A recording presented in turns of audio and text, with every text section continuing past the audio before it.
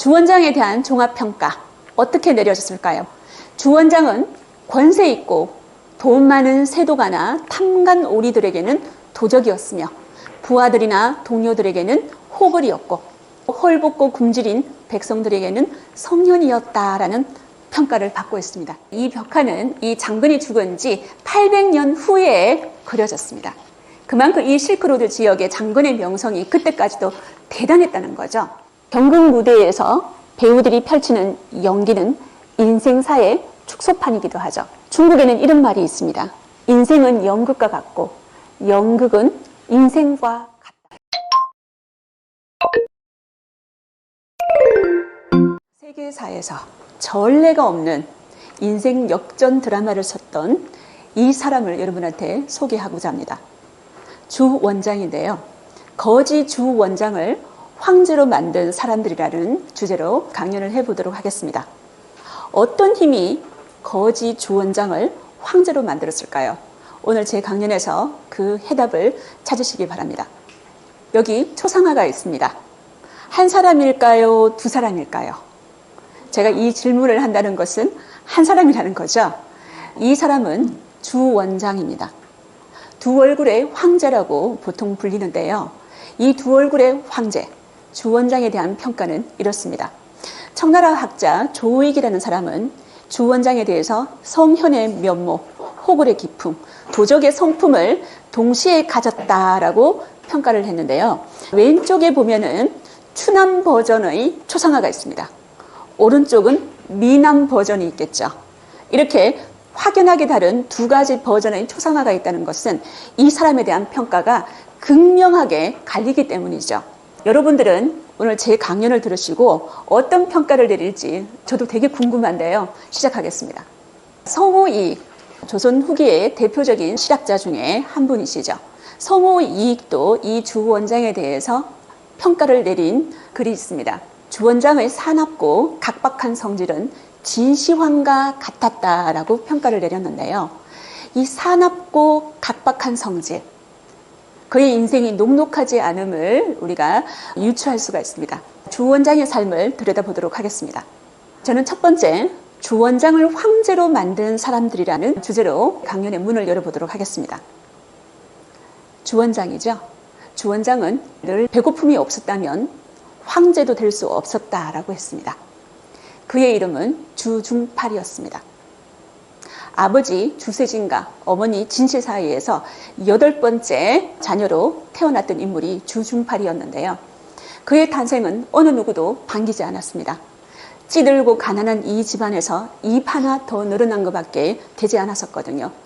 아무도 반겨하지 않는 그의 탄생. 17살이 되던 해에 그의 부모님은 전염병과 기근으로 사망을 하고 맙니다. 부모님뿐만이 아니라 그의 형들도 다 사망을 해버렸죠. 졸지에 고아가 돼버렸습니다. 그런데 더 문제인 것은 뭐냐 하면 부모님 시신이 썩어갈 정도로, 냄새가 진동할 정도로 장례식을 치르지 못했다는 거죠. 장례식을 치를 만한 돈도 없었고 그 시신을 묻을 땅도 없었다는 겁니다. 그런데 이런 절박했던 주중팔에게 손을 내밀었던 사람이 있습니다. 그 사람은 바로 이웃에 살고 있는 유지라고 할 수가 있는데요. 유계조였습니다. 이 유계조는 절박했던 주중팔에게 자기 땅의 일부를 내주었죠. 그러니까 밭대기의 귀퉁이를 내주어 가지고 이곳에서 부모님의 장례를 치르게 만들었습니다. 그래서 주중팔은 낡은 헝겊을 가지고 부모님의 시신을 사고 관도 없이 이곳에서 장례를 치렀습니다. 그런데 명나라 건국 후에 이 유계조는 어떻게 되었을까요? 이 유계조 집안은 대대손손 명나라에서 부귀영화를 누리게 되었습니다. 17살 때 천의 고아가 되었던 이 주중팔, 살기 위해서 황각사로 갔는데요. 이곳에서 주 원장의 신상을 볼 수가 있습니다. 이 황각사라는 절이 주 원장한테 어떤 의미인지 알 수 있죠. 현재의 주 원장의 신상의 모습입니다. 이 황각사에서 은인을 만나게 되는데요. 바로 고빈 스님입니다. 황각사의 노승이라고 할 수가 있는데요. 이 고빈 스님이 주 원장을 보고 비범함을 단번에 캐치를 했습니다. 그에게 글을 읽고 깨우치게 만들었던 인물이 이 환각사의 노승이었던 고빈 스님이었습니다. 이 고빈 스님이 주중팔한테 했던 말이 있습니다. 환각사 주지로 인생의 목표를 두어서는 안 된다. 하산해서 탁발승으로 전국의 민심을 살피고 너의 뜻을 세울 곳에 몸을 투신하라 라고 했죠. 고빈 스님의 말을 듣고 주 원장은 탁발승이 됩니다. 이 탁발승은 불교에서 수행의 한 방법이라고 알려져 있는데요. 이 당시에 탁발승은 거지의 다른 말이었습니다. 목탁을 두드리면서 밥을 얻어먹는 그런 처지의 승려였었죠. 이 탁발승을 하면서 주 원장은 어떤 사람의 침을 맞기도 했었고요. 돌을 맞기도 했습니다. 그리고 물바가지를 또 맞기도 했었고요. 갖은 고초를 다 겪었습니다. 이 탁발승으로서 주 원장 사주를 잘하는 어떤 사람을 만나는데요. 그 사주쟁이가 이런 말을 했습니다. 너는 황제가 아니면 거지가 될 것이다 라고 이야기를 했었죠. 이 말을 믿을 수도 있고 안 믿을 수도 있는데 주 원장은 거지가 아니라 황제가 되기로 결심을 했습니다. 주 원장에게 탁발승은 어떤 의미였을까요? 탁발승을 한 4년 정도 했었는데요. 이 탁발승을 하다 보면 전국 방방곡곡을 돌아다니겠죠. 진짜 고빈 스님 말씀대로 전국의 민심을 살필 수가 있었습니다. 민심을 살펴보니까 백성들이 얼마만큼 탕강오리한테 고초를 겪는지 그 현실을 목도했다는 거죠. 그리고 산천의 지리를 습득할 수가 있었습니다. 각 지역의 풍속도 알 수가 있었죠. 훗날 이 탁발승의 경험은 황제가 되었던 주 원장한테 아주 큰 경험이 되었다고 할 수가 있습니다. 탁발승으로 지내고 있던 이 주 원장에게 어린 시절 소몰이를 같이 하던 탕화라는 친구한테 서찰이 왔습니다. 이 탕화는 홍건적에 투신을 하고 있었는데요. 탕화는 서찰에서 내가 지금 곽차흥의 수하로 있다. 너도 이곳에 와가지고 나와 함께 큰 뜻을 이루어보자 라고 말을 했었죠. 이 탕화의 서찰을 받고 주 원장은 홍건적에 투신하기로 마음을 먹었습니다. 그러면 이 홍건적이 뭔지 한번 살펴보고 지나가도록 하겠습니다. 지금 여러분들이 듣고 계시는 이 시대는 원나라 말기에서 명나라 초기가 되는 시기거든요. 이 원나라 말기 때 홍건적의 난이 일어났는데 홍건적이라고 하는 것은 14세기 중반 그러니까 강남 일대죠. 서울의 강남이 아니라 이 중국에서는 양쯔강 이남을 강남이라고 얘기를 하죠. 이 강남 일대에서 일어났던 한족 농민 반란군을 홍건적이라고 얘기합니다.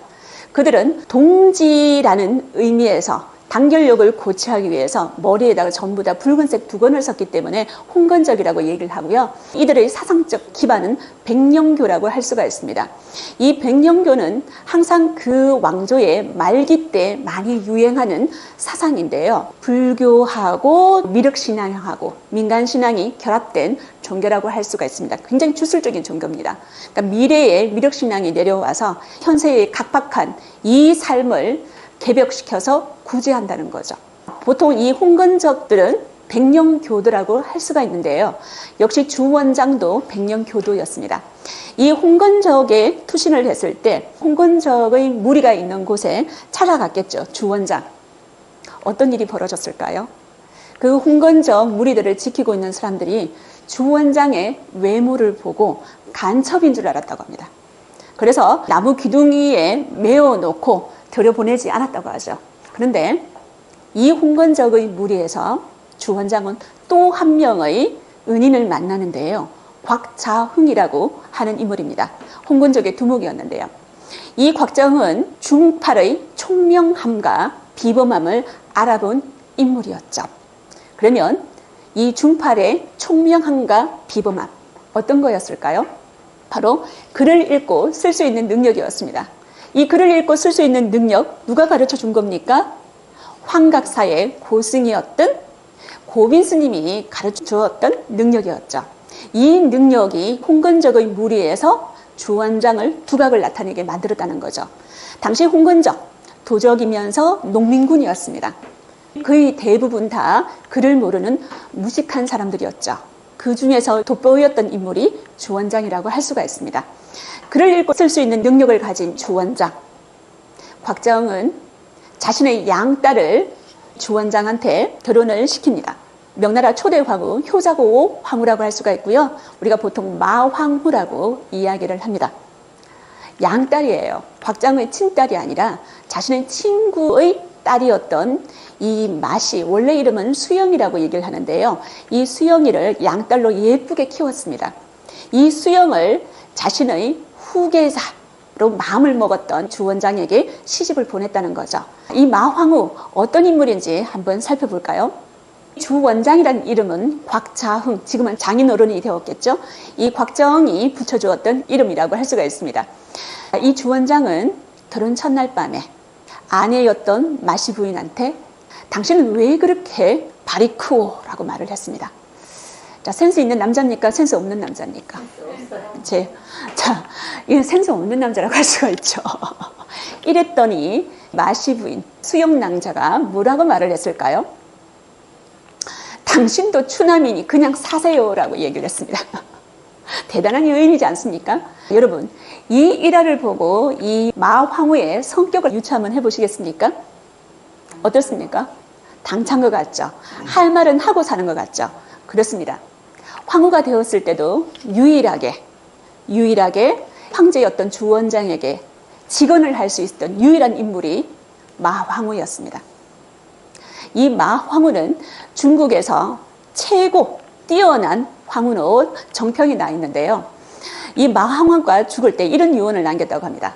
폐하께서는 널리 현자를 구하여 간언을 받아들이고 국가를 처음 세웠을 때의 마음이 끝까지 변치 않기를 바랍니다. 정말 대단한 황후지 않습니까? 유언으로 이런 유언을 남기다니요. 이 마황후와 관련된 일화는 굉장히 많습니다. 마황후는 요리하는 것도 굉장히 좋아했고요. 그러니까 주원장이 먹는 음식을 직접 요리를 했다고 합니다. 그리고 후궁들과 공주들과 집조하는 거, 바느질하는 거, 옷 만드는 것을 굉장히 좋아했습니다. 자수 노는 것도 굉장히 좋아했죠. 이렇게 옷을 만들어서 백성들한테 나누어 줄 정도로 현명하고 후덕했던 황후가 마황후였습니다. 황제가 되었던 주원장은 굉장히 의심이 많고 폭군의 기질이 있었는데요. 유일하게 말을 들었던 사람이 마황후였다고 합니다. 그래서 마황후가 죽고 난 다음에 다른 황후를 들이지 않았던 인물도 주원장이라고 할 수가 있죠. 그만큼 주원장이 마황후를 끔찍하게 사랑을 했었고요. 마황후가 죽었을 때 한 일주일 동안 그의 음식도 제대로 먹지 않았다고 하는 그런 일화도 남겨져 있습니다. 마황후의 아버지가 곽자흥이라고 했는데요. 이 곽자흥이 죽고 난 다음에 어떤 일이 벌어졌는지 지금부터 한번 살펴보도록 하겠습니다. 당연히 이 곽자흥이 이끌던 홍건적 무리는 누가 이끌게 될까요? 바로 주원장이 이끌게 되겠죠. 2인자였다가 1인자가 되는 그 시점이 다가오고 있습니다. 여러분은 지금 원왕조 후기의 반란군과 군벌의 세력들을 보고 있는데요. 여기에서 주원장은 이쯤 있습니다. 중간에 보면 주원장이라고 동그라미가 쳐져 있죠. 중국 강남 지방의 후저 지방이라고 할 수가 있는데요. 이 주원장이 이 지역 출신이라고 생각하시면 돼요. 이 곽자흥의 홍건적 무리도 이 지역을 세력 배경으로 하고 있고요.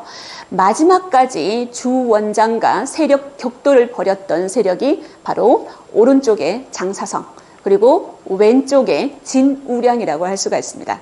이 군벌 둘을 물리치고 천하를 제패했던 인물이 주원장인데요. 여기에서 여러분한테 어떻게 해서 주원장이 이 홍건적 무리들 중에서 원탑이 되었는지 일화를 가지고 여러분한테 설명드리도록 하겠습니다. 장사성의 부대와 강소 땅에서 대치 중인 주원장의 부대입니다.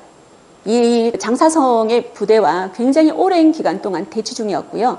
주원장은 생각을 했습니다. 장사성 부대를 물리치려고 하면 이 산을 우회해서 가서 배후를 공격해야 되겠다고 생각을 했겠죠. 그래서 우회를 하면서 협곡으로 가는 도중이었습니다. 그 협곡에서 주원장은 알을 품고 있는 산오리와 마주쳤습니다. 여러분이 이 당시에 수많은 부하들을 인수하고 있는 지휘관이었다고 생각한다면 여러분은 이 상황에서 어떻게 할까요? 지금 장사성과 그의 격돌, 대치 이런 상황이었는데요. 이때 주원장은 진군을 멈추고 기다려라라는 명령을 내립니다. 왜 주원장은 알을 품고 있는 산오리를 보고 진군을 멈추었을까요? 이 진군을 멈추는 주원장을 보고 그를 따르던 수많은 부하들은 이런 생각을 했습니다. 그까짓 오리 한 마리 때문에 진군을 멈추다니. 아, 우리는 이제 끝장이야, 끝장. 끝이 났어 라고 포기를 하고 있었죠. 이 모든 순간을 포기했습니다. 주 원장은 왜 진군을 멈췄을까요?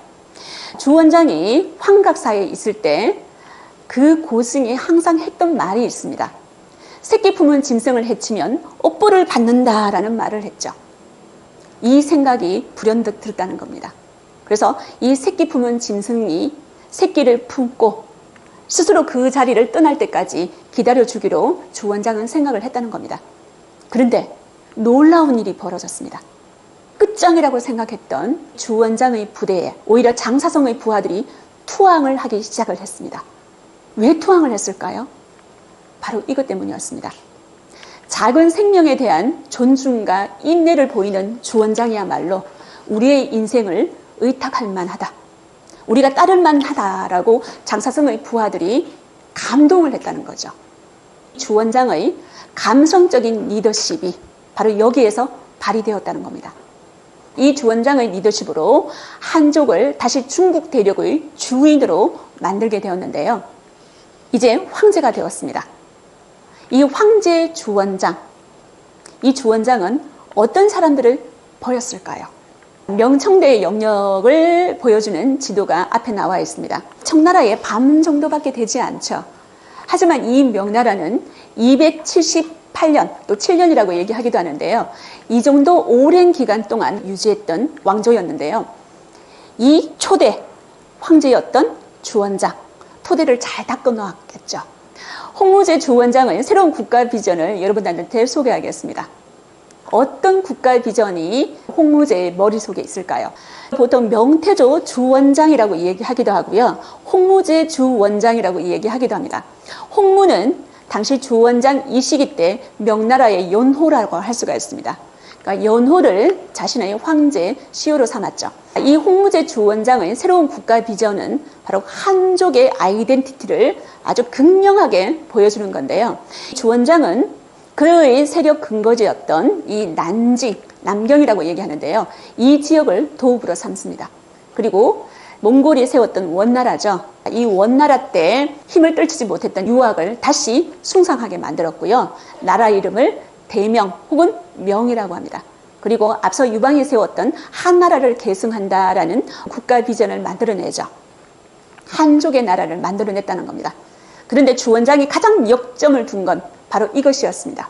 부정부패 일속, 국가기강 세우기. 주 원장이 탁발성으로서 그리고 홍건적으로 살면서 이 탐관오리한테 뼈에 사무칠 정도로 치를 떨었다는 거 아니겠습니까? 그러니까 주 원장한테 버려야 될 사람으로서 이 탐관오리, 백성들을 위해 군림하려고 하는 관리들이 있었다는 겁니다. 그러면 주 원장이 버려야 할 사람들, 그의 데스노트를 여러분한테 소개하겠습니다. 부정부패한 관료, 여기에는 공신도 있습니다. 주 원장과 중원을 누비면서 명나라를 세웠던 그 공신도 데스노트에 들어갔다는 거죠. 두 번째, 오만하고 거만하게 백성들 위해 군림하는 관료 혹은 공신, 역시 데스노트에 들어갔습니다. 그리고 분수에 맞지 않은 많은 재물과 관리를 탐하는 관료, 이런 사람들은 전부 다 주 원장의 데스노트에 적혀 있었다는 거죠. 빼곡하게 적혀 있었습니다. 그리고 이 데스노트를 해결할 인물, 이 숙제를 해결할 인물들은 바로 금이 소속의 사람들이었죠. 홍무제의 무소불위의 사찰기구라고 할 수가 있습니다. 이 금의 같은 경우는 관리들의 집이라든지 관리들이 잘 가는 술집이라든지 그의 이웃이라든지 그의 동네라든지 그가 잘 만나는 사람들, 자주 만나는 사람들, 모든 사람들을 사찰 대상으로 만들었습니다. 그러니까 요즘에는 보통 우리가 CCTV가 있잖아요. 그죠? 그러니까 CCTV가 있어서 도청 도구를 사용해서 사찰을 하는데 과거에는 CCTV가 없었기 때문에 어떻게 사찰을 했냐 하면 잘 듣고 기록하고 그림으로 남겼다고 합니다. 금의 이가 그것의 최선봉에 있었다는 거죠. 주 원장이 관료들의 기강을 바로 잡는 방법, 바로 관료들을 두렵게 하랍니다. 어떻게 두렵게 했을까요?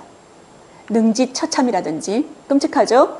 성기를 자르는 거, 국령이라는 형벌을 제가 예전에 얘기한 적이 있었을 겁니다. 그리고 박피, 그리고 진초라는 형벌이 있는데요. 진초라는 형벌은 죄인의 오장육부를 다 드러내고 난 다음에 그곳에 풀을 채워서 인형으로 만드는 겁니다. 그러니까 인형으로 만들어가지고 백성들한테 그리고 다른 관료들한테 본보기로 삼아라는 거죠. 너희들이 이렇게 백성 위에 군림하려고 하거나 백성들을 착취했을 때 어떤 일이 벌어지는지 이 관료들한테 본보기로 보여주는 거죠. 이렇게 관료들을 두렵게 해가지고 부정부패를 일소하려고 했던 인물이 주원장이었습니다. 그러면 또 하나의 주원장의 치세 때 생겨났던 형벌을 여러분한테 소개해 드리도록 하겠습니다.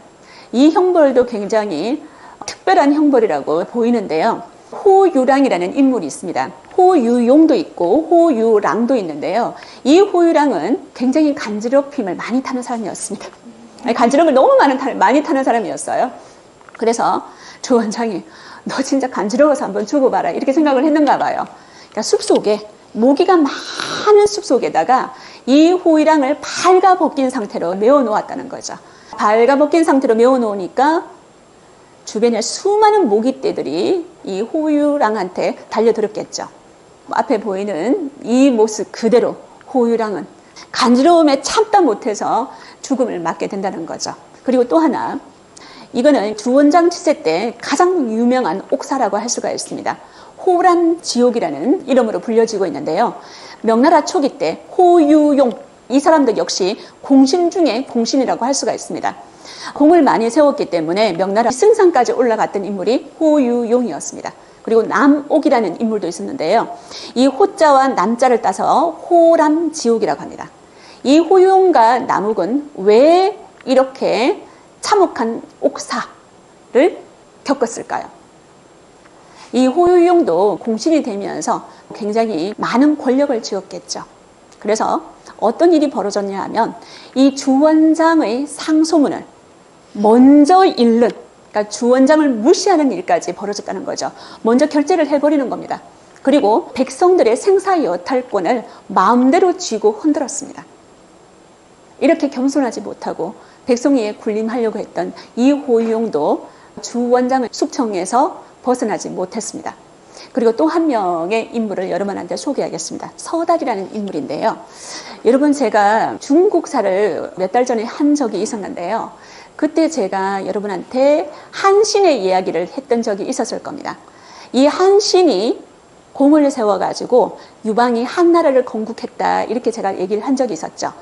이 한신의 역할이 바로 명나라 때 서달의 역할이라고 할 수가 있습니다. 이 서달 장군 때문에 주원장이 명나라를 아주 수월하게 건국할 수가 있는데요.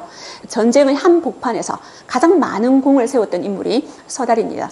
이 서달은 역시 영모에 휘말려 가지고요. 주원장이 서달한테 이런 형벌을 내렸습니다.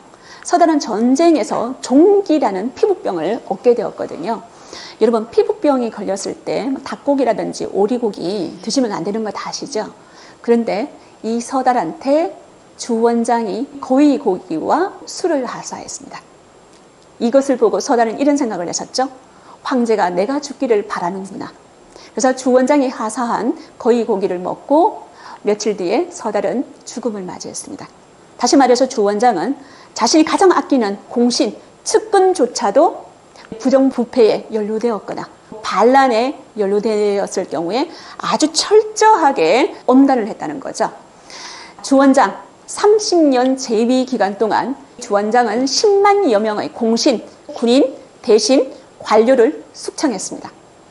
거의 명나라판 스탈린이라고 할 수가 있죠. 그런데 이 명태조 주원장한테도 생각이 다 있었다는 거죠.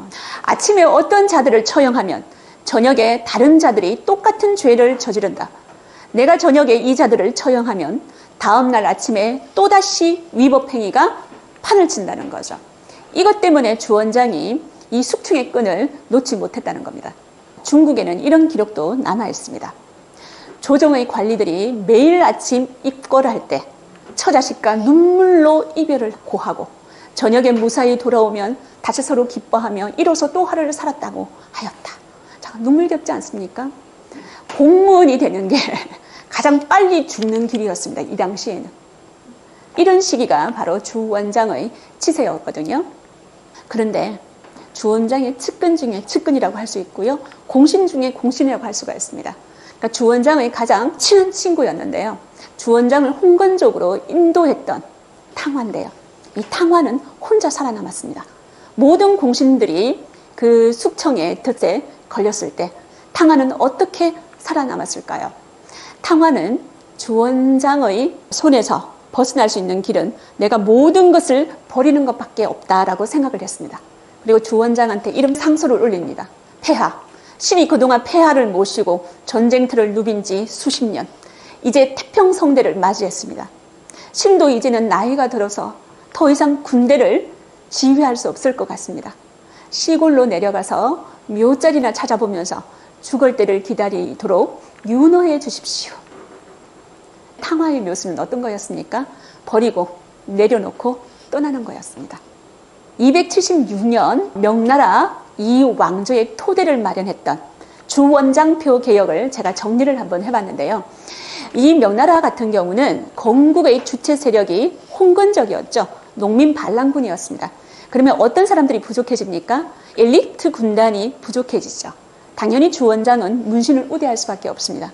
그래서 이 문신을 길러내는 학교를 전국 방방곡곡 건립하죠. 그리고 대명률, 여러분들 많이 들어보셨을 겁니다. 조선의 법전들도 이 대명률에 굉장히 영향을 많이 받았습니다. 명나라는 법치국가라고 할 수가 있는데요. 다시 말해서 형법이라든지 행정법이 이 대명률에 다 녹아 있습니다. 대명률에 보면은 승상제도를 폐지를 했는데요. 아까 승상이었던 호유용이 있죠. 이 반란의 연루됨으로 인해 가지고 그 이후에는 재상이라는 제도가 없어졌습니다. 그리고 주원장은 자신의 수많은 왕자들을 지방의 제후로 다 보냈습니다. 다시 말해서 자신의 명을 받은 이 황자들이 지방을 다스리는 직접 통치를 했던 인물이었습니다. 대표적인 황자를 여러분한테 소개해 드리도록 하겠습니다. 북경이죠. 베이징입니다. 여기에는 연왕 주체가 이 지역의 제후였는데요. 이 연왕 주체는 명나라 3대 황제가 됩니다. 나중에 영락제가 되는 인물이었죠. 이 영락제의 주체는 마황우와 주원장의 자녀라고 할 수가 있습니다. 주원장에 대한 종합평가 어떻게 내려졌을까요? 주원장은 권세 있고 돈 많은 세도가나 탐관 오리들에게는 도적이었으며 부하들이나 동료들에게는 호걸이었고 헐벗고 굶주린 백성들에게는 성년이었다라는 평가를 받고 있습니다. 여러분은 이 주원장에 대해서 어떤 평가를 내리고 있습니까? 무에서 유를 창조했다고 저는 생각하고 싶은데요. 진짜 아무것도 없는 빈손으로 시작해서 명나라를 건국한 황제가 되었던 인물이 주원장이었습니다. 제가 드라마 하나를 소개해 드리겠습니다. 많이 보셨던 드라마죠. 빈센조라는 드라마입니다. 오른쪽에 송중기, 빈센조 까사노라는 역을 맡았던 인물이죠. 왼쪽에는 그의 동료죠. 홍차영이라는 변호사가 나옵니다. 이 두 사람이 법무법인 하나를 이끌게 되는데요. 홍차영의 아버지였던 홍유찬 변호사의 뒤를 이어서 이 법무법인을 이끌었습니다.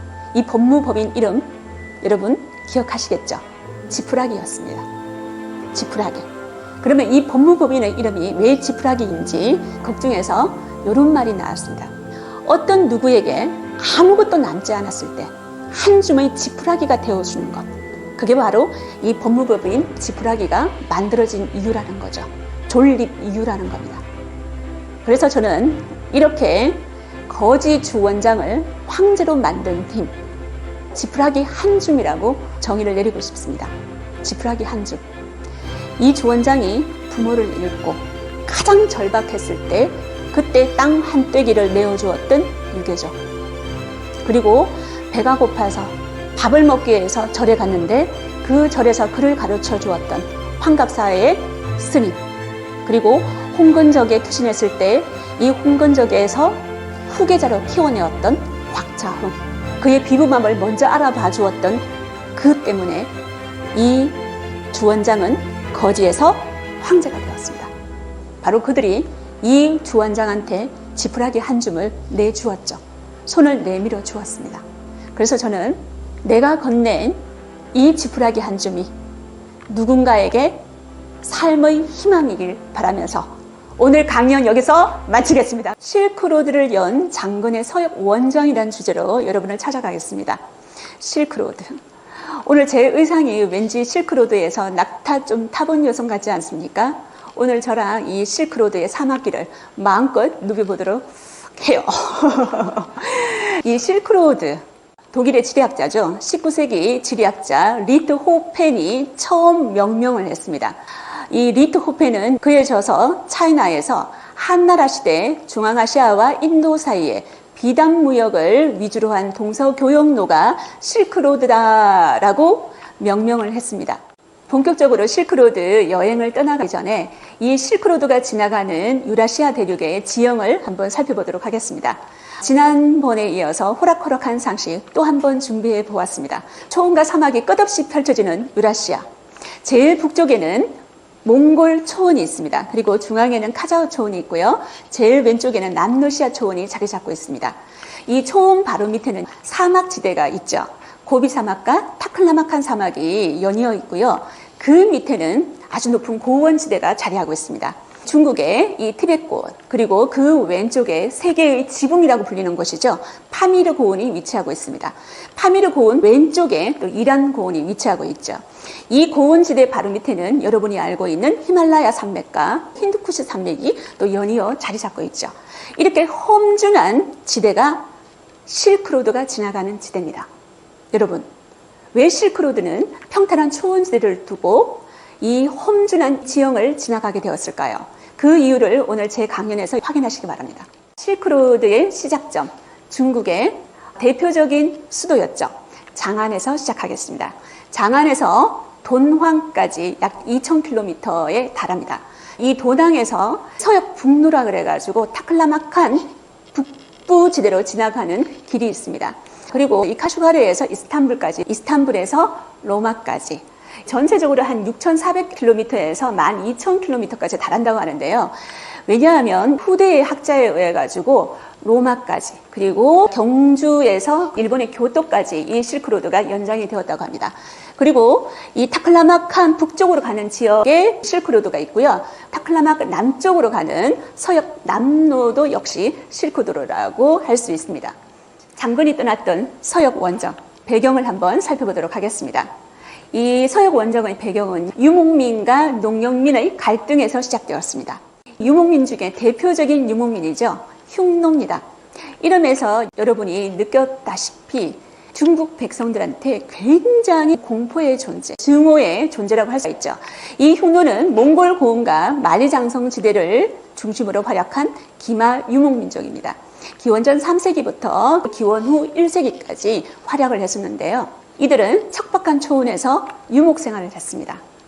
왜 중국 백성들은 이들을 공포스러워했고 증오의 대상으로 삼았을까요? 청고마비 들어보셨습니까? 그때를 중국인들은 가장 두려워했습니다. 왜 그랬을까요? 흉노족이 쳐들어왔기 때문이죠. 흉노족은 왜 가을에 쳐들어왔을까요? 농경민들이 가장 풍요로웠을 때가 가을이었죠. 하지만 유목민족이었던 흉노족은 이 가을부터 겨울까지가 가장 척박할 때, 가장 고난의 시기입니다. 이때 농경민을 털기 시작하는 거죠. 이 흉노를 비롯한 유목민족의 길이 초원로드라고 합니다. 한번 살펴볼까요? 지도에서 저 서쪽부터 동쪽까지 굉장히 넓은 지역을 차지하고 있습니다. 그만큼 이 기마 유목민족의 활동 범위가 넓었다는 거죠. 그런데 오늘 여러분하고 저하고 함께 해야 할 오아시스 길이라고 이야기하기도 하고요. 사막길이라고 이야기하기도 합니다. 이 실크로드, 이 비단길은 초원로드 바로 아래에 위치하고 있죠. 왜 그랬을까요? 이 무시무시한 흉노족을 피해서 지나가야 됐기 때문이죠. 이 비단길은 이렇게 지나갑니다. 사막을 통과하는 지옥의 루트죠. 이 비단길은 장군의 서역 원정의 길과 겹쳐 있는데요. 장군은 수도 장안에서 출발해가지고 대월지에 도착을 했습니다. 그래서 대월지를 출발해서 수도 장안까지 다시 오게 되었는데요. 여기 보면 둔항이라는 지역이 있죠. 이 둔항 지역에 가면 이 장건이 실크로드에서 어떤 위상을 가지고 있는지 알 수 있습니다. 한번 가볼까요? 여러분은 지금 돈황 지역의 막고구를 보고 계십니다. 이 둔항 지역에 여러분이 알고 있는 대표적인 석굴 많죠? 420여 개가 넘는다고 알려져 있는데요. 다른 말로 표현한다면 경주에 가면 석굴암이 있습니다.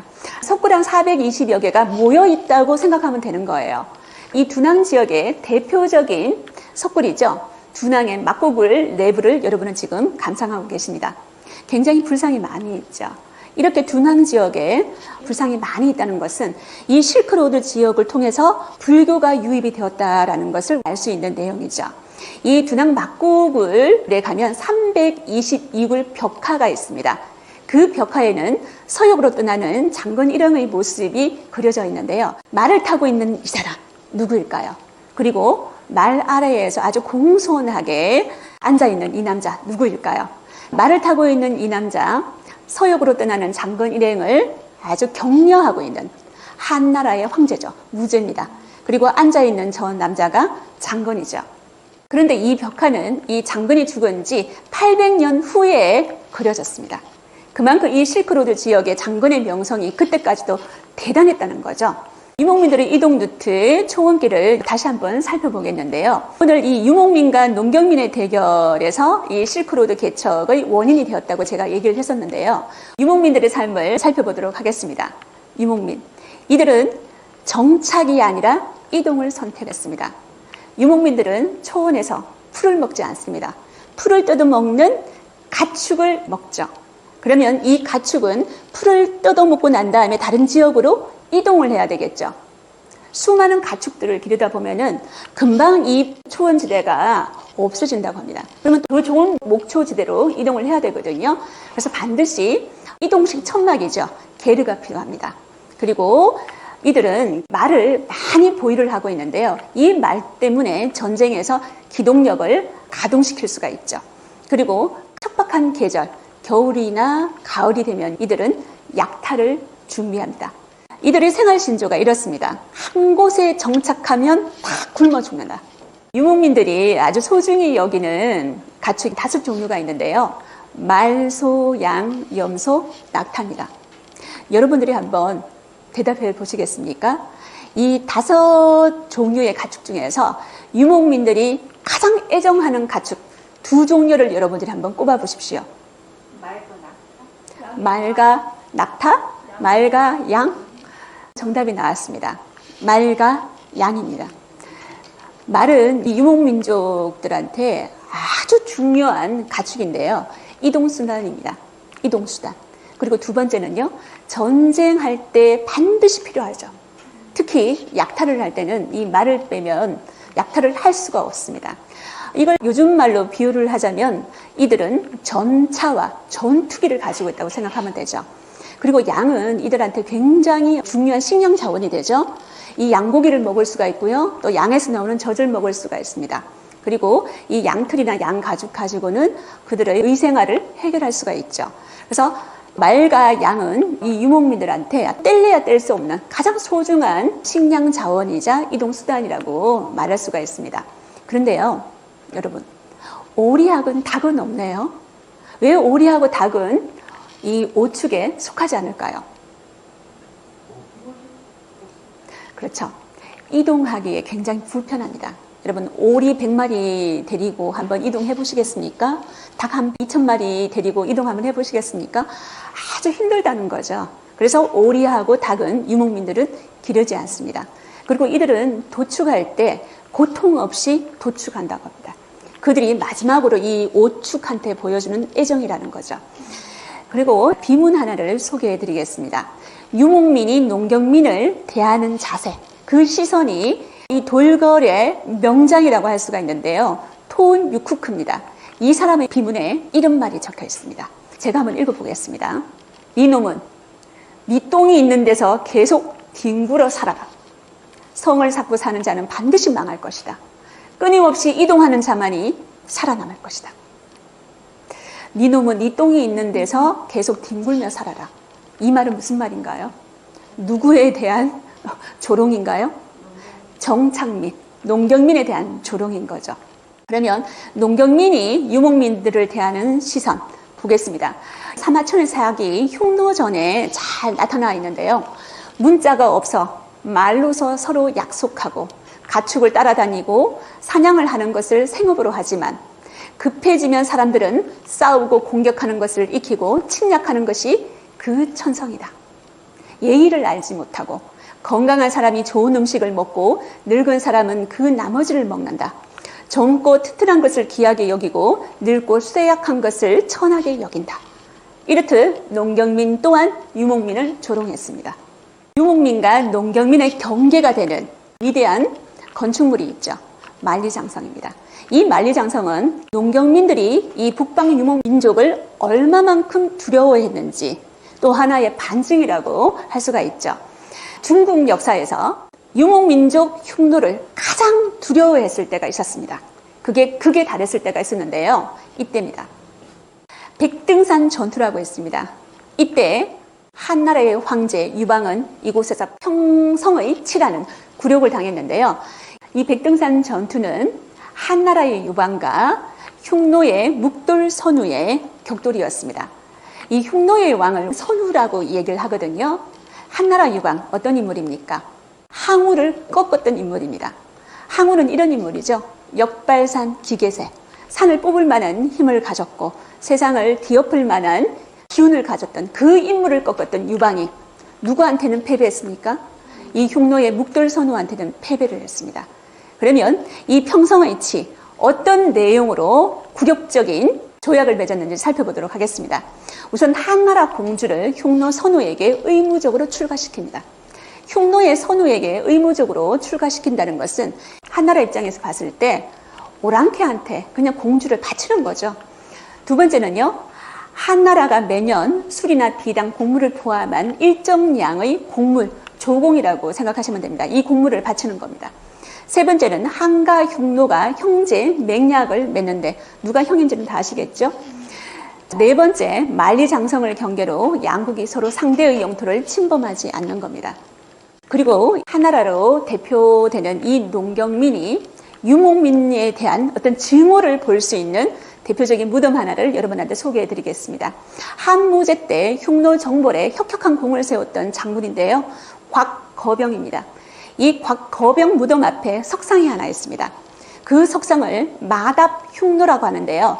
마답흉노 센터에 보이실 겁니다. 이걸 제가 좀 더 크게 살펴보도록 하겠습니다. 이 마답흉노 석상을 보면요. 흉노, 말 위에 있습니까? 말 아래에 있습니까? 말 아래에 있죠. 보통 흉노는 말 위에 있습니다. 말 아래에 말 발굽에 깔려있는 장면인데요. 한 손에는 활을 들고 있고 한 손에는 화살을 들고 있습니다. 이런 석상을 이 곽거병 무덤 앞에 세웠다는 것은 그만큼 이 흉노에 대한 증오가 굉장했다는 것을 볼 수 있는 거죠. 이 흉노 정벌하러 가봅시다. 한무제 때 흉노 정벌 프로젝트가 시작이 되었습니다. 한무제 때 어느 날 흉노 포로가 잡혔습니다. 이 흉노 포로를 신문하는 과정에서 중요한 정보를 얻었는데요. 그 흉노 포로는 이렇게 말을 했습니다. 흉노는 월지의 왕을 죽이고는 그 머리뼈로 술잔을 만들었습니다.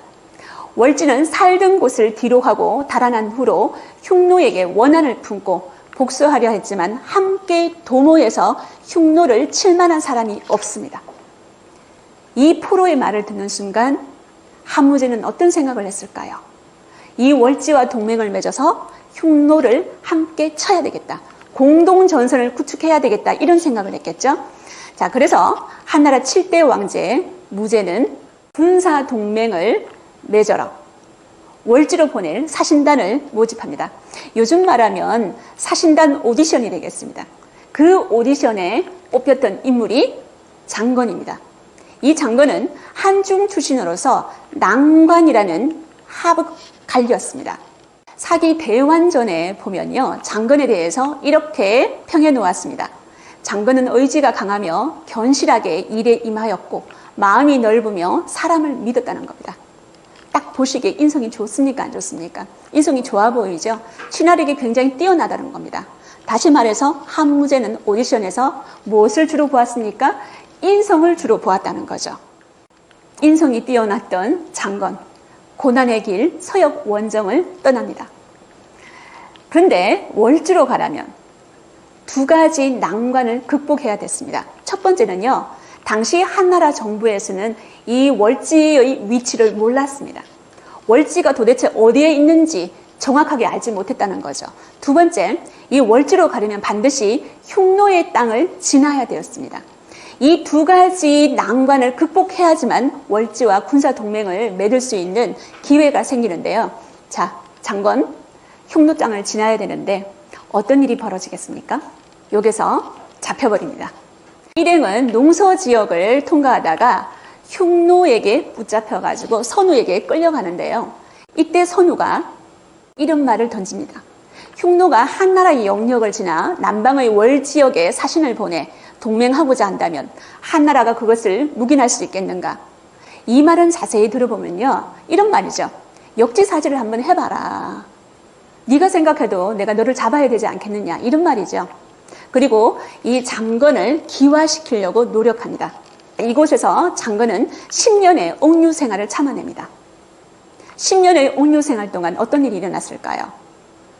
흉노의 선우는 장건에게 예쁜 처자를 소개시켜줍니다. 그리고 장건은 흉노 땅에서 가정을 이루게 되죠. 그리고 자식까지 낳게 됩니다. 여러분 10년 동안 아내와 자식이 생겼습니다.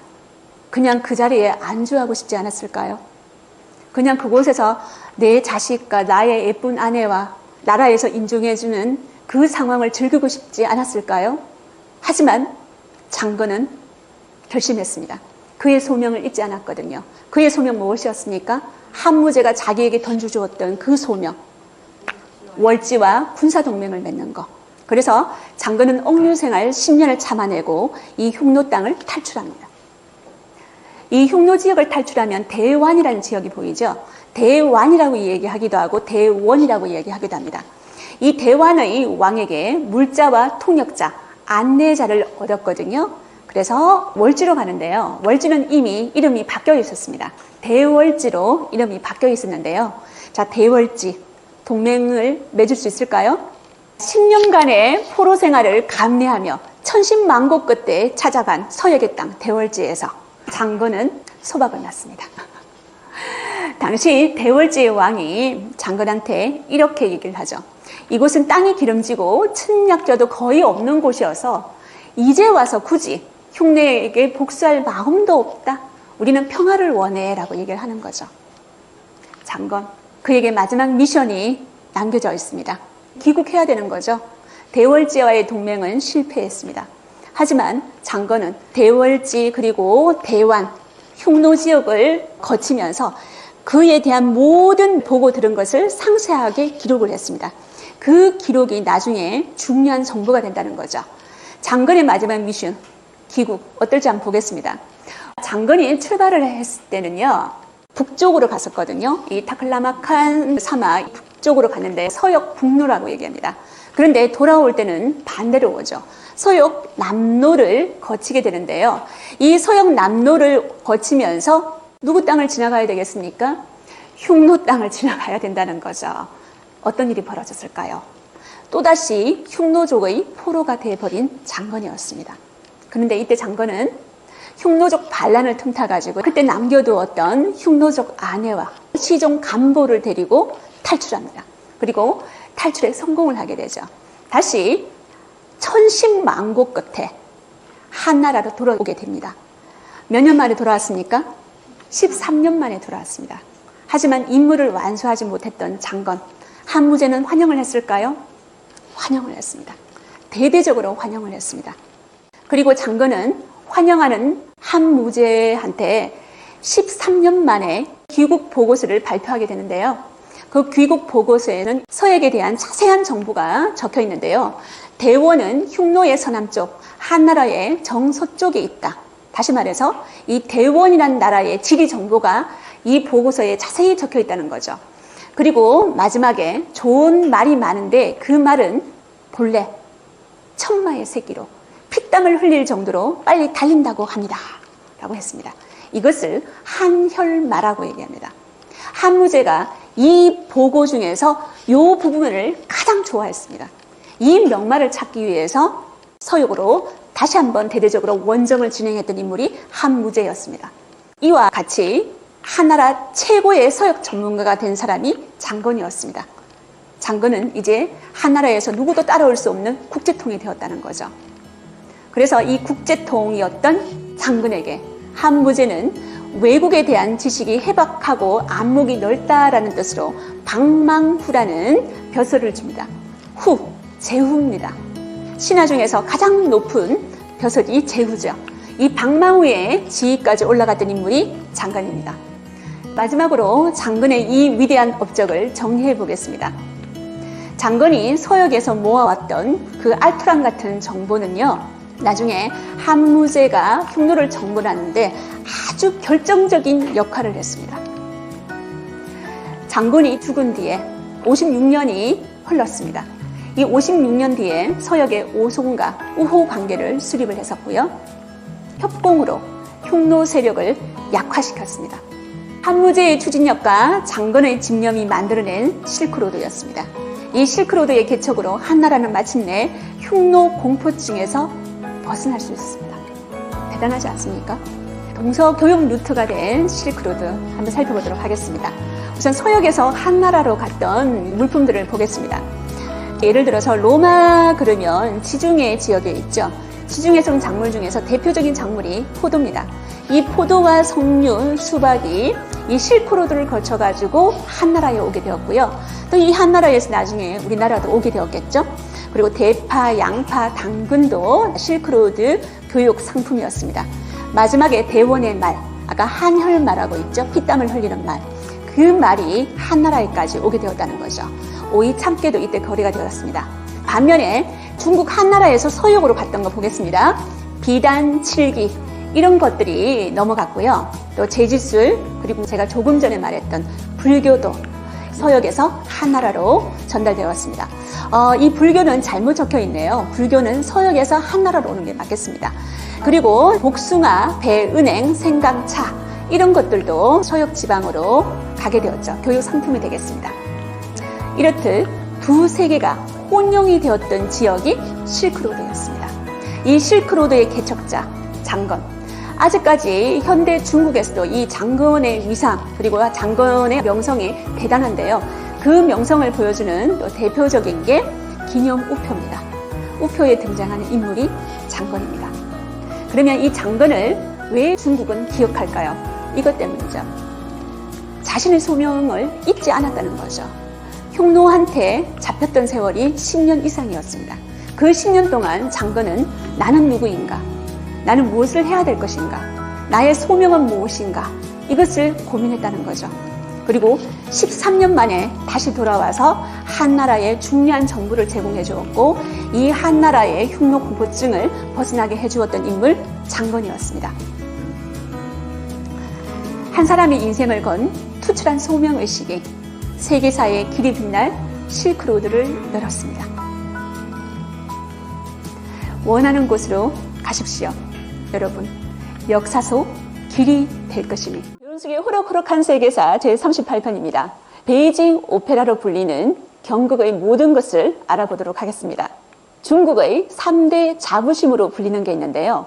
첫 번째는 중국화입니다. 이 중국화의 대표적인 인물이 소동파입니다. 중국화를 자세히 들여다보면 사실적인 묘사보다는 내면의 정신세계에 더 집중하고 있음을 파악했을 겁니다. 두 번째는 중국 전통의학입니다. 보통 중의학이라고 하는데 서양의학과 달리 약재로 병증을 치료하는 데 더 치중하고 있죠. 그래서 중국에서는 약재를 본초라고 이야기하기도 합니다. 중국의 3대 자부심 중 마지막 경극입니다. 경극 그러면 떠오르는 영화 한 편이 있죠. 그렇죠. 오늘 저와 이 패왕별이의 추억으로 함께 떠나보도록 하겠습니다. 왼쪽에 포스터가 보이는데요. 이 패왕별이의 주인공 장구경입니다. 1993년에 상영이 되었던 영화인데요. 베이징에서 발전한 극이라 해서 경극이라고 합니다. 이 경극은 2010년 유네스코 인류무형문화유산에 등재가 되었는데 405법의 종합공연예술로 평가를 받고 있습니다. 사공이라는 것은 이 경극에 사용되는 4가지의 기회를 말합니다. 우선 창입니다. 이 창은 노래를 말하는 거죠. 두 번째는 염, 대사를 말합니다. 세 번째는 주, 동작을 말하고요. 네 번째는 타, 무술을 말합니다. 경극 배우들이 이렇게 창념, 주탈을 다 할 수 있어야 된다는 거죠. 대단하지 않습니까? 이 경극 배우들 무술까지 성립을 해야지만 진정한 경극 배우로 탄생할 수 있다는 거죠. 다음에는 오법이 있습니다. 5가지의 표현 기법을 오법이라고 하는데요. 입으로, 손으로, 눈으로, 몸으로, 그리고 걸음걸이로 이 모든 극을 표현하고 있다는 거죠. 그래서 경극을 감상할 때는 그 배우들의 입모양, 손동작, 발걸음 하나하나도 연기가 된다는 거죠. 이 경극과 양대 산맥을 이루고 있는 지방극 하나를 소개해 드리겠습니다. 사천지방의 지방극인데요. 천극이라고 하죠. 보통 사천은 스촨성을 말합니다. 지도에서 보시다시피 중국의 중서부에 위치하고 있고요. 이 천극을 가장 잘 표현해주는 영화가 병검입니다. 이 병검도 1997년에 상영되어가지고 많은 사람들의 사랑을 받았습니다. 어떤 특징이 있을까요? 굉장히 서커스 같습니다. 유머러스하고요. 꽁트가 삽입이 되어 있습니다. 이 천극의 대표적인 기회 2가지를 소개해드리겠습니다. 첫 번째는 병금이죠. 공연 중에 배우가 얼굴에 있는 검보를 극 분위기에 따라서 바꾸는 기술을 말합니다. 이 바꾸는 기술 어느 누구에게도 잘 전해주지 않는다고 하죠. 한 스승 밑에 한두 명의 제자에게만 전수된다고 이야기를 하고 있습니다.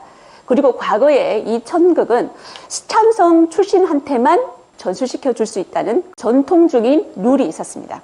2번째는 토화입니다. 입으로 불을 뿜어내는 천극의 기회 중에 하나입니다. 이렇게 토화, 병금 같은 마술 쇼와 같은 연극이 천극이죠. 오늘 이 천극과 다르게 저는 경극을 살펴보도록 하겠습니다. 우선 경극의 탄생에 대해서 살펴보도록 하겠습니다. 경극은 베이징에서 나오지 않았을까라고 모든 사람들이 생각하는데요. 그 탄생 지역은 다른 곳입니다. 왼쪽에 중국의 지도가 보이고 있는데요. 안후이성이라고 보이시죠? 이 안후이성과 장시성의 중간 지점이 양쯔강이 흐르고 있죠. 이 지역을 중국에서는 휘주라고 합니다. 이 휘주 문화의 산물이 경극이 되겠습니다. 그 유명한 황산이 위치하고 있는 지역입니다. 어떻게 해서 이 휘주 문화의 산물이 중국의 수도 베이징에서 대표적인 지방극이 되었을까요? 1790년 권륭 황제의 80세 생일 축하연이 열렸습니다. 춤과 노래가 필요하겠죠.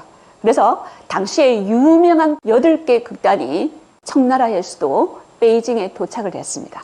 마음껏 공연을 펼쳤죠.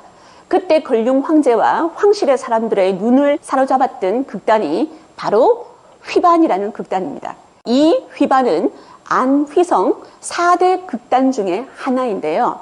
이 휘반이 굉장히 흥미롭게 공연을 했습니다. 다른 극단은 전부 다 곡조가 굉장히 진중하고 느리고 전통적이고 전혀 새로울 게 없었습니다. 하지만 이 휘반의 공연은 굉장히 다이나믹하고 흥미로운 곡조에 그들의 연기를 실었습니다. 당연히 권륭 황제가 반했고요. 이 소문이 베이징에 퍼지게 되었다는 거죠. 그래서 휘반이 공연하는 이 지방극이 다른 지역의 지방극의 장점을 받아서 오늘날의 경극이 되었다는 이야기가 되겠습니다. 그러면 경극의 인기 레파토리 어떤 것들이 있는지 한번 살펴보도록 하겠습니다. 왼쪽에 귀비, 취주가 있습니다. 그럼 제가 여러분한테 질문을 던져보겠습니다. 이 귀비, 취주는 어떤 인물의 이야기를 담고 있을까요? 그렇습니다. 똑똑합니다. 2번째, 패왕별희. 누구의 이야기를 담고 있죠? 그렇습니다. 여기 똑똑한 사람 너무 많습니다. 패왕과 우희의 이야기를 담고 있는 극이 패왕별희가 되겠습니다. 그런데 과연 이것까지 맞출 수 있을까요? 요천궁은 누구의 이야기를 담고 있을까요? 이야, 모르는 게 없는 사람들입니다. 이곳에 있는 사람들은. 요천궁은 손오공의 이야기를 담고 있죠. 다시 말해서 서유기 같은 역사소설 그리고 삼국지라든지 역사서가 배경이 되겠습니다. 다음은 경극의 특징을 살펴보도록 하겠습니다. 다른 말로 하면 경극의 매력이 되겠죠. 이 특징 때문에 우리가 경극에 빠져들고 또 빠져들게 되는 거겠죠. 저는 이 경극의 특징을 3가지 정도로 잡아봤는데요. 첫 번째는 정형성입니다. 규칙이 있다는 겁니다.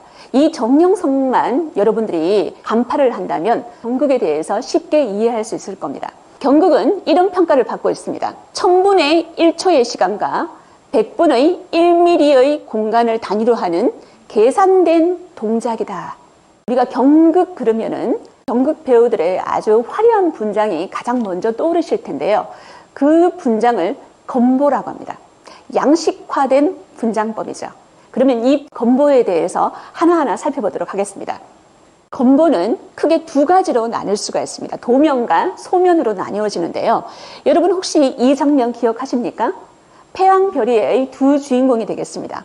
누가 장구경일까요? 왼쪽일까요? 오른쪽일까요? 오른쪽이 장구경이 되겠습니다.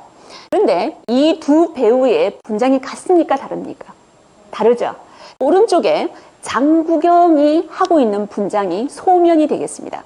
피부색과 비슷한 색조에다가 핑크색으로 그라데이션을 하는 거죠. 그리고 까만색으로 눈썹이라든지 눈 주변을 그리는 분장법을 소면이라고 합니다. 그러면 왼쪽에 있는 극 중에서 장구경의 상대역이죠. 항우 역할을 했던 인물입니다. 이 인물의 얼굴 분장을 한번 보시겠습니까? 도면입니다. 선을 그리고 거기에다가 바탕색을 칠한 겁니다. 영혼의 거울, 건보, 램프라고 중국에서는 불리기도 하는데요. 이 램프는 분장 색깔에 따라서 인물의 성격을 다르게 표현합니다. 그래서 여러분들이 분장 색깔을 보면은 이 배역이 착한 배역인지 악역인지 알 수 있습니다. 붉은색, 검은색, 흰색, 노란색, 녹색이 있는데요. 혹시 선생님은 이 건보의 색깔 중에서 어떤 색깔 가장 좋아하십니까, 선생님은? 붉은색을 가장 좋아하시는군요. 중국인들도 이 붉은색을 가장 좋아합니다. 중국인들이 가장 사랑하는 색깔이 붉은색이죠.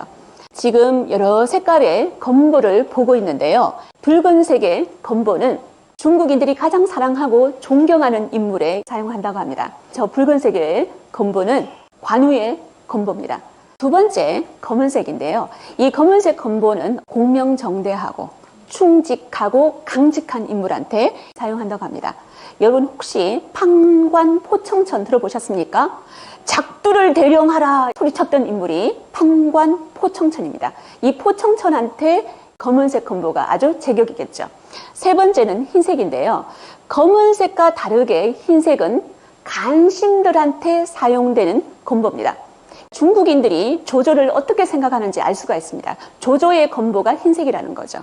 중국인들은 이 조조를 간신, 다시 말해서 악역으로 생각하고 있다는 거죠. 그리고 노란색과 녹색은 굉장히 비슷한 캐릭터입니다. 폭력적이고 굉장히 저돌적이고 성격까지 급합니다. 그래서 우리가 건보 색깔을 보면 그 캐릭터의 성격을 분석할 수가 있습니다. 이렇게 귀여운 건보도 있습니다. 눈과 코 주위만 흰색으로 칠한 건보인데요. 이 건보를 가진 캐릭터들은 전부 다 웃기거나 극 중에서 감초 역할을 하는 배우들이 되겠습니다. 두 번째, 이 경극의 특징은 상징성입니다. 최소한의 무대 장치와 배우들의 상징적인 연기가 일품인데요. 경극이 상영되고 있는 무대를 한번 보시기 바랍니다. 뭔가 비어있는 게 많이 보이시죠? 이게 바로 경극의 무대 장치라는 거죠. 다시 말해서 큰 무대는 추상적으로 표현하고요. 작은 소품은 굉장히 구체적으로 표현합니다. 그러면 여백이 많이 보이겠죠, 무대에서. 그 여백을 뭘로 채울까요? 정교하고 능수능란한 배우들의 연기로 꽉 채운다는 거죠. 관객의 상상력을 마음껏 펼칠 수 있는 공연이 경극이 되겠습니다. 이 경극의 이런 상징적인 연출 방법, 도교에서 왔습니다. 도교에는 유무상생이라는 표현이 있는데요. 있는 것이 없는 것이고 없는 것이 있는 것이다. 과연 이게 무슨 말일까요? 제 질문에 대답을 한번 해보시기 바랍니다. 어떤 배우가 노를 들고 있습니다. 노를 들고 있으면 이 배우는 무엇을 타고 있는 겁니까? 배를 타고 있는 거죠. 경극 배우가 채찍을 들고 있습니다. 채찍을 들고 있으면 무엇을 타고 있는 걸까요?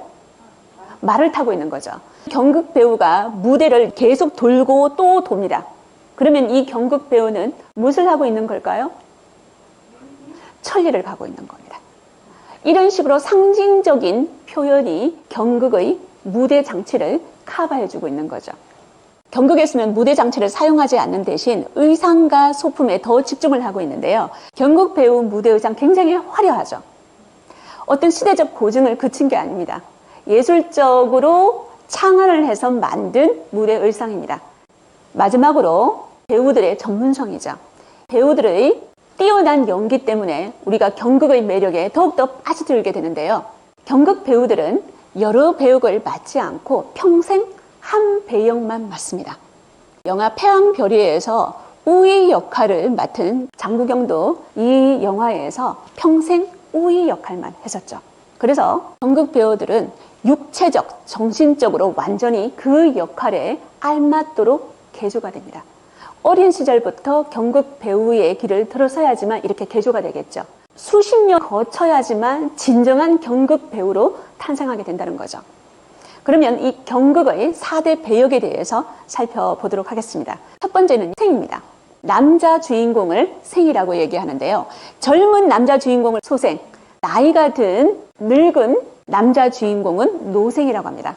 무예가 뛰어난 남자 주인공을 무생이라고 얘기하죠. 두 번째는 단입니다. 단. 여자 주인공을 단이라고 이야기하는데요. 정단, 무단, 노단, 화단이 있습니다.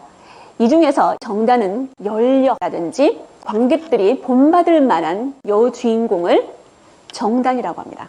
마지막에 화단이 있죠. 굉장히 명랑쾌활한 섹시한 여자 주인공을 화단이라고 합니다. 화단과 정단은 보통 청색 옷을 많이 입습니다. 파란색 옷을 많이 입어서 청이라는 표현을 쓰기도 하죠. 그럼 여러분한테 질문 드려보도록 하겠습니다. 단이라는 여자 주인공 중에서 무예가 뛰어난 여자 주인공을 뭐라고 할까요? 무단이라고 합니다.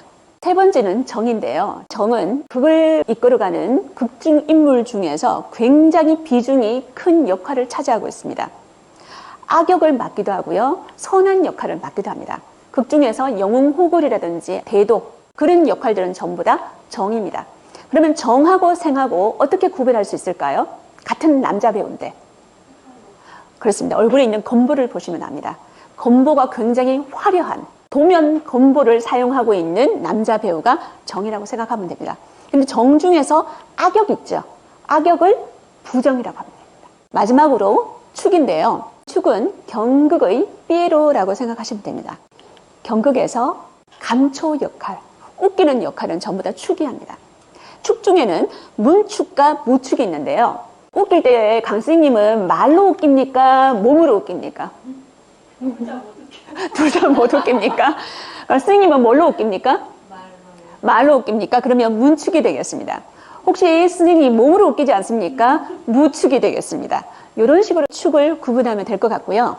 4개의 배역, 생, 단, 정, 축이 펼치는 과장의 예술 속에서 등장인물의 성격과 기질을 파악해야 되고요. 배우의 걸음걸이, 말투, 몸짓, 눈빛, 신발 모양, 얼굴 분장의 색 하나하나가 상징하는 바, 그 함의를 관객이 이해해야지만 비로소 하나의 경극이 완성되는 것이라고 저는 생각하는데요. 세 번째는 경극의 전성기에 대해서 살펴보도록 하겠습니다. 이 경극의 전성기를 이끌어갔던 4명의 인물이 있습니다. 20세기 때 4대 명단으로 불리던 불멸의 배우들이죠. 제가 4대 명단이라고 그랬거든요. 다는 여자 역할이죠. 그런데 4명 다 남자죠. 20세기 초반까지 경극의 모든 배우들은 남자들만 가능했습니다. 일본에는 가부키 있지 않습니까? 가부키도 원래는 남자들만 배우가 되어야 되는데요. 대표적인 4대 명단 여러분한테 소개해드리겠습니다. 청옌추, 샹사윈, 메이란팡, 쉰후이성.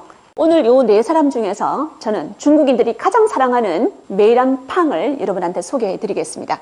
여자보다 더 빼어난 미모를 가지고 있는 전설적인 경극 배우가 메이란팡이 되겠습니다. 메란방이라고 얘기하기도 하는데요. 패왕별이에서 장국영이 맡았던 대위 역할, 그 모델이 메란팡이 되겠습니다. 메란팡은 단연기의 1인자로 평가받고 있습니다. 왼쪽에 젊은 시절의 메란팡을 여러분들이 보고 있습니다. 분장하지 않는 모습입니다. 분장하지 않아도 어쩜 이렇게 아름다울 수가 있을까요? 메이란팡은 메란방이라는 영화로도 만들어졌는데요. 극 중에서 일본군 장교가 이렇게 평가를 했습니다. 메이란팡은 가장 위대한 경극 배우다. 그가 연기하는 수백 가지 배역은 중국인의 희로애락을 상징하며 그들의 감정을 대표한다. 중국인들의 감정이 바로 민심이다. 메이란팡을 정복해야 비로소 중국 문화를 정복할 수 있다. 아무리 영화라지만 일본군 장교의 이 대사가 당시 메이란팡의 위상을 정말 제대로 알려주고 있지 않습니까? 그리고 이 메이란팡은 경극을 세계에 알린 중국의 경극 대사로 알려져 있습니다. 중국뿐만이 아니라 일본에서도 공연을 했고요. 미국의 브로드웨이에서도 공연을 했던 인물이 메이란팡입니다. 그런데 이 메이란팡, 제가 메란방이라고 이야기하기도 했는데요. 이 메란방하고 이름이 굉장히 비슷한 인물이 우리나라에도 있습니다. 우봉 이매방 선생님입니다. 우봉 이매방 선생님께서는 남성입니다. 그런데 이 추사위를 보시면 왠지 여성일 것 같은 느낌이 들지 않습니까? 여성과 같은 굉장히 섬세한 몸짓을 하고 있는 분이 우봉 선생님입니다. 1930년대에 중국으로 넘어가서 메이란팡한테 직접 춤을 전수받았던 인물입니다. 그래서 본명을 바꾸어 버렸죠. 메란방에서 매방이라는 이름을 따와서 이름을 이매방이라고 했습니다. 마지막으로 경극의 위기입니다. 인생에도 전성기가 있으면 위기가 있겠죠. 경극에도 위기가 있었습니다. 그 위기, 문화혁명이었습니다. 이 문화혁명의 도화선이 된 경극, 해서파관을 여러분들이 보고 있습니다. 이게 왜 문화혁명의 도화선이 되었을까요? 해서파관에 대해서 잠시 살펴보도록 하겠습니다. 해서라는 인물은 명나라 때의 청백리, 해서라는 인물에서 따왔는데요. 해서가 관직에서 파직되었다라는 뜻이죠. 오함이라는 당시 북경 부시장이자 역사학자입니다. 역사 희곡이 해서파관인데 이게 경극으로 공연이 되었습니다. 그런데 당시 아무런 문제가 없었던 이 경극 해서파관이 왜 문제가 되었을까요? 문화혁명 당시 10년 동안 중국을 광기로 몰아넣었던 사인방입니다. 왕홍문, 장충교, 요문원, 강청이 있는데요. 그 중에서 요문원 이 인물을 잠시 주목해 주시기 바랍니다. 이 인물이 1965년 11월 30일 문해보라는 잡지에 신편 역사극 해서파관을 비평한다라는 논평을 실었는데요. 그 논평의 내용이 이렇습니다. 해서파관은 마오쩌둥, 모택동이죠. 모택동의 대약진 운동을 비판하다 실각한 펑더화이를 옹호하는 글이다라고 요문원이 문해보에 실었습니다. 문해보에 실자마자 홍위병들에게 펑더화이가 끌려 나오게 되죠. 펑더화이는 전 국방부장이었고요. 6.25 전쟁과도 굉장히 관련이 있는 인물이죠. 6.25 전쟁 때 중공군 총사령관이 펑더화이였습니다. 이 펑더화이의 최후가 문화혁명 때라는 거죠. 이 문화혁명의 불씨 경극 해서파관에서 나왔다는 겁니다. 영화 패왕별이 중에 이 장면을 기억하시고 계실 겁니다. 문화혁명 당시에 인민재판에 끌려가는 두 주인공 쌀루와 데이를 보고 있는데요. 왜 문화혁명 때 이 경극은 더욱더 비판을 받았을까요? 사회주의는 반봉건적이고 반전통적이라고 생각을 했기 때문이죠. 경극은 전통극입니다. 그리고 그 내용이라든지 레파토리가 굉장히 봉건적이라는 거죠.